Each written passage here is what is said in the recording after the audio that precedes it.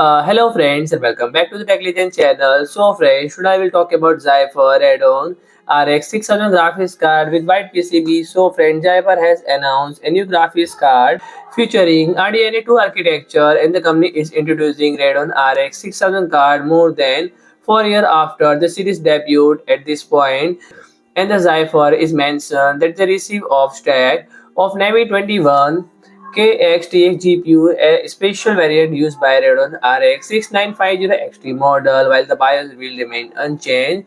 And these who purchase ZEPHYR 6900 XT card may end with more capable GPU, potentially offering higher overclocking potential. And the company also offer 3 Navi 23 base model, including RX 6650 XT, which is the only model with white PCB, and the RX 6600 NXT card, which for some reason have black PCB, and however the cooler appear to be identical across the lineup as well. In the Navi 23 model feature a unique backbone design finished with dragon decoration symbolizing the current Chinese zodiac year, and the new card expected to appear on the Chinese market. So friend, if you like my video, please do like, share and comment, and don't forget to subscribe my channel and press the bell icon.